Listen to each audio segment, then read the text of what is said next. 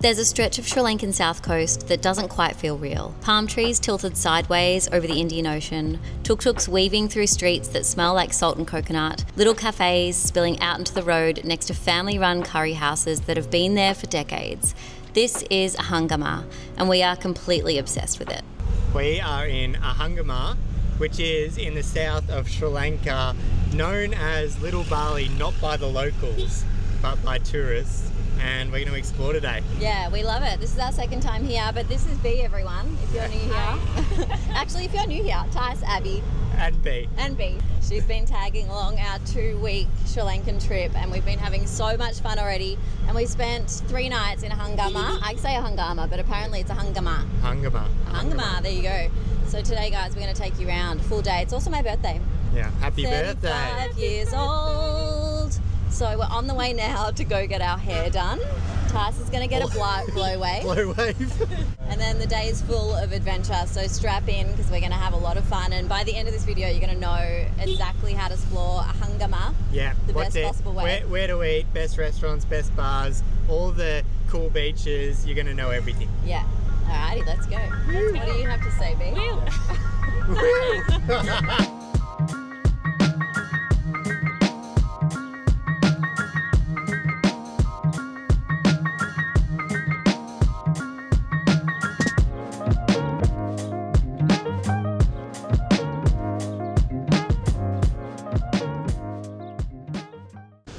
So the girls and I just got our hair cut. Oh, the girls got a blow wave and I got my hair cut, which was really, really cool. There's so many people from all over the world living here, and the girl that cut our hair was from Scotland. Her name's Chloe. I'll put up her dates if you want to get your hair cut here. But one thing to know about Ahangama is it is a little coastal town down the south of Sri Lanka, and there are a couple of ways you can get here. So the first way is you can fly into Colombo airport and then get a private driver all the way down here, which is what we did. It takes about 2 to 3 hours to drive down, I think, and I'll put some prices up on the screen so you can see that. One way to get a driver that's going to cost you less money is by going and getting an Uber and then just talking to the driver one-on-one and asking him for prices. This is going to be the best bet, because if you try and organise taxis, they're going to charge you like crazy money, and most of them are a real rip-off. Obviously be wary, right now there is a fuel shortage, so prices will vary anyway, but it's just something to be aware of. And the other way you can get down here is you can catch the coastal train. I haven't caught the coastal train, neither has Abby, but we've caught the trains in Sri Lanka and they are really, really nice. And this train we've seen down the tracks, it goes along some beautiful areas. I don't know how long it takes, but I'll put the details up on the screen, and you could catch that train to one of the major towns like Galle, and we're going to Galle today. Galle is like this big Portuguese fort, and we'll show you that when we get there. One thing you notice pretty quickly, and our Scottish hairdresser Chloe is a perfect example of this, is how international it's become. It's not tourist swamped, but it's not undiscovered either. It's found this rare in between where the surf community, expats and locals have all just coexisted, and that's created something genuinely special. But none of that matters if you land in a new country and can't figure out where you're going, which is why for the entire 2-week Sri Lanka trip we've been using Holify. It's an eSIM, so you don't have to swap out SIM cards at the airport, you don't have to hunt for Wi-Fi, and it only takes 2 minutes to set up before you leave home, so when you land you already have data working. They cover over 200 destinations with unlimited data, and there's no hidden costs. Also, there's a 24/7 real support team. This has honestly been a lifesaver for us all over the world, especially when you need transport. Like in Sri Lanka, if you go and hail a taxi, it's going to cost you a bunch, so you're much better off going through the apps, and the only way to do that is with internet. So basically having reliable data just makes everything smoother. Links in the description. Discount code gets you 5% off eSIMs and 10% off the Holify plan. We genuinely use it and genuinely recommend it. Okay guys, so I just have to show you our quick villa because we are absolutely obsessed with this place. We're staying here for 3 nights and it is stunning. It's got the most beautiful lounge room and like sunken couch, as you can see here. It's got a beautiful pool, which they served us a floating breakfast for my birthday this morning. They made us the most amazing avocado toast with fruit platters and they were just so sweet. 3 bedrooms, all have their own bathroom as well, and a kitchen so you can cook here too. So we absolutely love this place. It's called Casa Soleil, and you can easily find it on Airbnb, or we also will be adding it to our accommodation list. If you have that, you can go and check it out, and we highly recommend booking this if you can. It's in a really good spot as well. So Ahangama is maybe about a 15 or 10 minute walk, which is really nice. You can get a tuk-tuk there as well, of course. So it's tucked away, it's hidden, it's not too loud, because the main strip there can get quite hectic. There's a lot going on. There's lots of cars, lots of people, lots of bars and cafes and restaurants, so it can be quite loud there, but we actually really prefer being quite far away, and we love it here. But if you are planning a trip to Ahangama, then we would recommend staying anywhere along the strip here. Honestly, it's such a walkable town as well.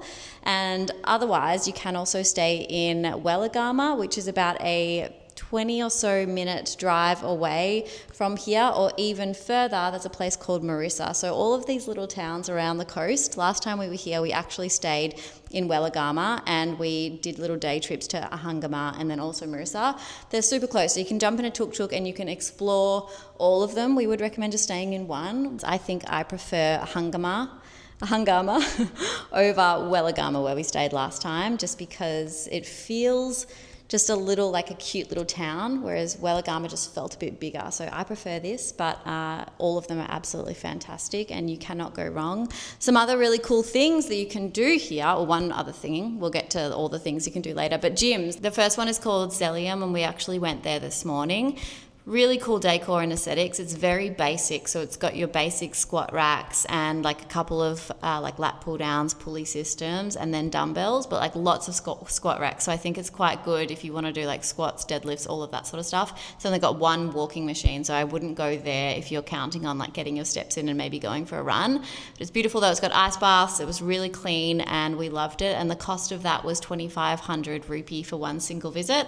Otherwise, there is an awesome gym with so much more equipment called CrossFit. We went there the first day. Again, for a single visit, it is 2,500, but this gym was awesome. I think this was definitely our favorite because it's got all of the machines you could possibly think of. It's massive. It's also got a cardio section at the top, so it's got treadmills and like a stepper, rower, all of that sort of stuff. So yeah, you've got some great options here whilst you are wanting to keep fit. And of course there's yoga, there's Pilates, there's actually a really cute Pilates, like a reformer Pilates just down the road that B was going to try when we're here as well. So plenty of options to keep fit while you're here, and we definitely recommend checking those out. One thing we haven't talked about yet, because honestly we were too busy enjoying everything else, is the surf. Ahangama is a proper surf town. Ahangama Beach is just a short tuk-tuk ride from the strip, and a reef break called The Rock is for more experienced surfers. The surf season runs from November to April, so if you're visiting in that window, conditions are going to be awesome, and the surf lessons are everywhere and really, really affordable. One thing that Ahangama does really well is their breakfast and coffee spots, and we've tried a fair few of them. We're at one called Cactus right now. We're not having a coffee though, we're having cocktails for Abby's birthday. Yeah, loving it. Watermelon margaritas and an espresso martini over here. Very, very delicious. Would recommend. A couple of the other ones that we checked out, Teddy's was like a really cute one right at the other end of Ahangama, and we had breakfast there. It was really, really tasty. I had a chicken super bowl or something like that. Super good. And there's two others that you have to go to. So one of them is called Kai, and I think this is my favourite for the view. We went there for breakfast in the morning. We just had coffee in the morning, but it had the most incredible view, and you got these chairs on like the second floor where you can watch the sunset. So what I would do is book there for sunset, and I reckon you'll just have the best time.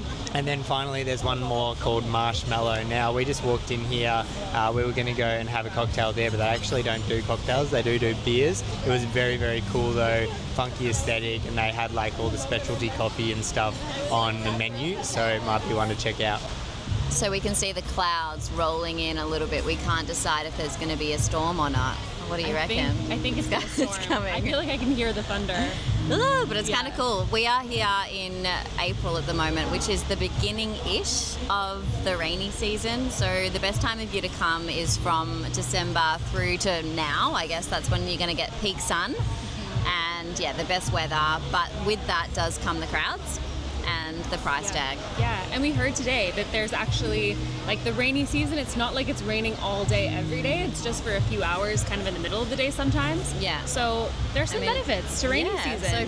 So from May to like September-ish, that's like technically rainy season. And that's when the east coast of Sri Lanka, like Trincomalee and Ahangama is like really good weather and sunny and no rain. But still, if you're up for like a little bit of rain here and there, I don't think it's going to be that bad. You know that the rain's coming when it's like getting really muggy. But we love it, honestly. This is a place that is good all year round. It's so beautiful. So good. Check out this view. And if the rain does roll in mid-afternoon, which it sometimes does this time of year, that's actually the perfect excuse to do what we did and make a half-hour drive up to Galle. The old fort is a UNESCO World Heritage Site, a Portuguese colonial fortification from the 1600s with Dutch and British layers built on top over the centuries. It's got narrow cobblestone streets, incredible little boutiques and cafes inside the walls, and some of the best sunset views on the south coast. Unfortunately, this trip the sunset wasn't as good, but I have some images from our last trip and it was epic.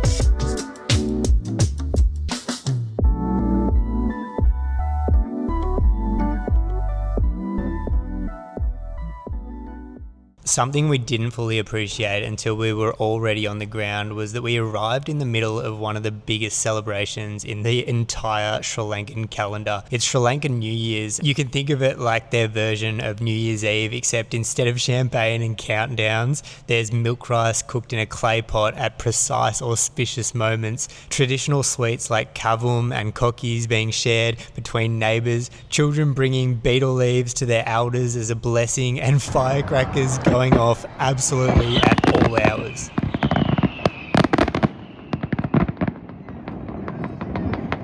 So easy to fall in love. Nice.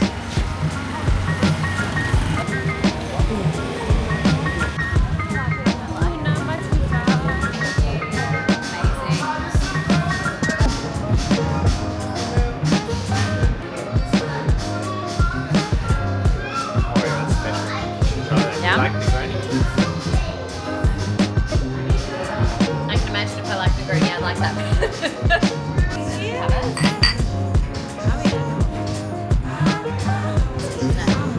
Oh no, red bats aren't that tiny, I don't think. Actually, they're quite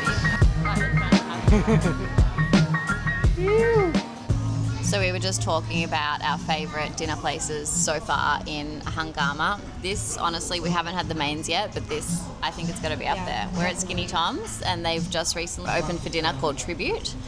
We came here last time for breakfast and it was amazing, and now dinner is outstanding. Sorry, we are in Unawatuna, I apologise. We've actually driven out half an hour from Ahangama and we've come to Unawatuna, but you should do this because it's great. But B, what do you reckon? Dinner's in Ahangama? Minori was my favorite. So delicious, so authentic. Like, the curries were unbelievable, and they give you, I think we had like 8 dishes, so you get to try and sample everything. I will dream of that dinner for the rest of my life. And the mango shake, mango shake, incredible. It was good and it was cheap. It's really cheap and it came out fast, and the staff there was a little boy running around. He was speaking such good English. That was Felt great. very like family run, authentic, and it was really cool. It was kind of like tucked away in the jungle. It was Felt cool. Very beautiful. I liked it. And what was your favorite? Okay, so we went to a restaurant last night called Brine, and we were recommended this by so many people on Instagram as well. It's very new. It's not Sri Lankan. It's like modern Western, but we just had veggies and meat, which is like the best meal that you can get. So we had beef, we had chicken, and then we had these green beans. We had this spiraled pumpkin. Pumpkin. That was like, it was like so on good on fresh sourdough toast with like some creme fraiche or With, like, something. yeah, or like a ricotta. Mascarpone, yeah, ricotta or something. With like dukkha spice on it.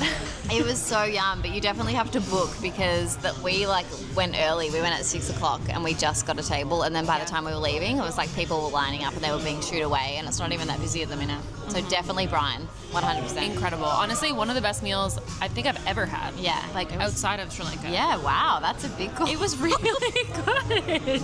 It was really good. You heard it here first, folks. We're wrapping up our night at Skinny Tom's. They just gave me free cake as well, free I little know. birthday cake. And sung happy birthday, So absolute cute. legends. But yeah, we're just ordering a PickMe. So if you are here, you might not be able to see it. I'll put up on the screen. But there are Ubers here, so you can get Ubers, which is great. But PickMe is better and much easier app to use. Otherwise, you can just flag down your tuk-tuks and everything as per usual. One thing is that the fuel prices are obviously rising at the moment because of the war. So just be wary of that. They might charge you a little bit more, but honestly, it's pretty affordable. Like, we're paying, you know, a little bit too much, we know, when we're in Ahangama, like 500 per 2 kilometres. But for Westerners, it's really affordable, nothing. so Yeah, it's not too big a all. deal. And just one restaurant that we forgot to mention that we went to last time but we couldn't make to this time was Rice and Spoon, this cute little family-run restaurant. You have to go. It's You have to so go. good. Yeah, it's one of our Like favourites. buffet-style curries. Yeah. And it's in like the backyard of a family, and it's just, they're so lovely. And yeah, we stumbled across that last time by accident and we loved it, so definitely check it out. Yeah, definitely check it out. But that pretty much That's a wrap. wraps up our video on Ahangama. So thank you so much Thanks for coming watching, along. Always. Yeah, make sure you subscribe. Check us out on Instagram. We post a heap more on there behind the scenes, and you'll enjoy that. See you in the next one. Bye.